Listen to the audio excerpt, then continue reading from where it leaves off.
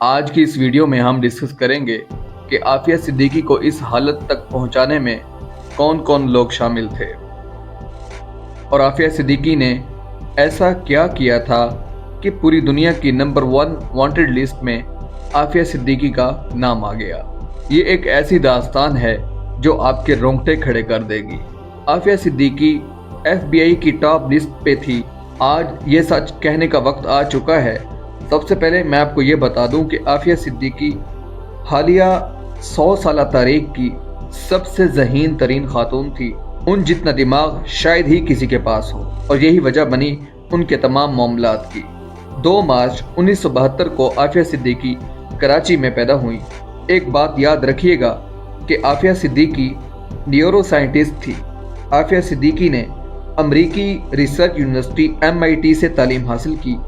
आफिया सिद्दीकी 1990 में student visa पे अमरीकी रियासत टेक्सास में पढ़ने गई।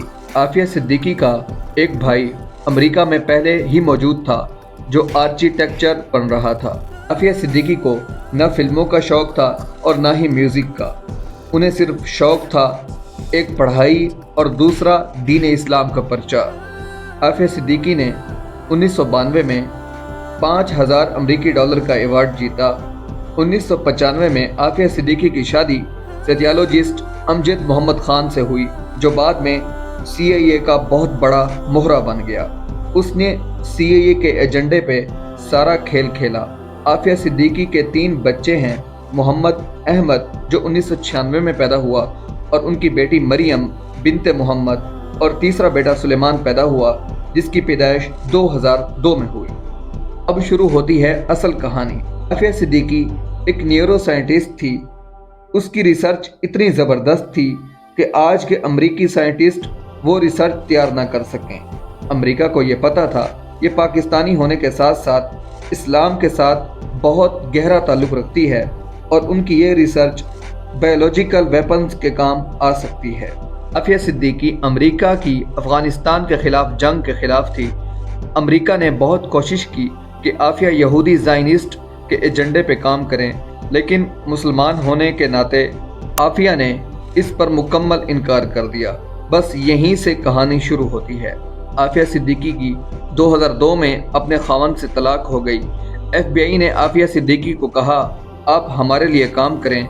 जब उसने नहीं माना तो उसके खावंद जो CIA का एजेंट बन चुका था, आफिया के खिलाफ उसको इस्तेमाल किया गया। उसके खावंद ने बयान दिया कि आफिया सिद्दीकी का अलकायदा से ताल्लुक़ है। उसने इल्ज़ाम लगाया कि उसकी शादी अमर अल बलोची से हुई है जो खालिद मोहम्मद शेख का भांजा था जिसने इसराइली यहूदी ज़ायनिस्ट जो अमेरिका की नेशनलिटी लेकर सहाफ़ी के रूप में पाकिस्तान आया डैनियल पर उसे कत्ल किया। लेकिन ये एक मन गढ़ंत कहानी थी, बिल्कुल उसी तरह जैसे 9/11 एक ड्रामा था। हमें आफिया सिद्दीकी की रिसर्च पे काम लेना चाहिए था। FBI ने इल्ज़ाम लगाया कि वो अलकायदा की एजेंट है। कभी कुछ कभी कुछ। 2003 में परवेज़ मुशर्रफ ने अपनी ज़िंदगी की सबसे बड़ी गलती की। मुशर्रफ को चाहिए था कि जैसे जनरल ज़िया ने अमेरिका को धोखा दिया और पाकिस्तान को एटमी मुल्क बनाया, इसी तरह मुशर्रफ को चाहिए था कि आफिया सिद्दीकी के ज़रिए उनकी रिसर्च से काम लिया जाता और पाकिस्तान के साइंटिस्ट तैयार करते। मगर परवेज़ मुशर्रफ ने उसको अमेरिका के हवाले कर दिया और उसका जिक्र उसने अपनी किताब में किया और बताया गया कि अमेरिका ने उनको अवार्ड भी दिए थे। बाद में जब उनकी किताब का उर्दू तर्जमा छपा तो ये पैराग्राफ निकाल दिया गया। 5 साल तक किसी को भी पता नहीं चला कि आफिया कहाँ है। इसके पीछे इसराइली थे और भारतीय भी थे। किस तरह उन्होंने इस्तेमाल किया, ये बड़ी दर्दनाक दास्तान है। जब आफिया सिद्दीकी को बडग्राम जेल तक भिजवाया गया तो वहाँ MIT यूनिवर्सिटी में उनके साथ पढ़ने वाले हिंदू स्टूडेंट्स को इसराइली ज़ायनिस्ट ने भेजा तो जाकर आफिया सिद्दीकी से इंटरोगेशन करें, सवाल जवाब करें और आफिया सिद्दीकी से तमाम रिसर्च ले लें। वो आफिया सिद्दीकी से कहते थे तुम अपनी सारी रिसर्च हमें दे दो, जो सीखा है हमें दे दो, हम तुम्हें यहाँ से निकलवा देंगे। ये एक ट्रैप था जिसके बाद उन्होंने आफिया सिद्दीकी को कत्ल कर देना था। आफिया सिद्दीकी को पता था कि ये यहूदी ज़ायनिस्ट के भेजे हुए कारिंदे हैं। उन्होंने इनकार कर दिया। आफिया को पता था कि अगर उन्होंने रिसर्च दे दी तो उन्होंने बहुत ख़तरनाक हथियार बना लेने हैं اور مسلمانوں کو تباہ کرنا ہے۔ عافیہ صدیقی کو اتنا ٹارچر کیا گیا کہ بٹگرام جیل سے رہا ہونے والے قیدی بتاتے ہیں ایک سیل سے عورت کے چیخنے کی آواز آتی تھی۔ ان کی آوازوں نے ہمیں آج تک ذہنی مریض بنا دیا ہے۔ تو سوچئے کہ عافیہ صدیقی کے ساتھ انہوں نے کیا حال کیا ہوگا۔ اتنا ظلم کیا، پھر عافیہ کو انہوں نے انجیکشن لگائے۔ آپ خود سوچیں، یہودی زائنسٹ ہر کسی کو مار دیتے ہیں، لیکن عافیہ صدیقی کو کیوں نہیں مارا؟ اس کو کیوں چھوڑا ہوا ہے؟ صرف اس لیے کہ وہ ریسرچ لینا چاہتے تھے۔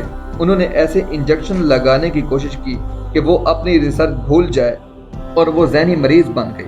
وہ اپنی تمام ریسرچ بھول جائے، یہ ان کا مقصد تھا۔ جب وہ ناکام ہو گئے عافیہ کو منوانے میں، تو انہوں نے اس کو ذہنی مریض بنا دیا۔ عافیہ کافی حد تک ذہنی مریض بن چکی ہے، اس کے باوجود وہ زندہ ہے۔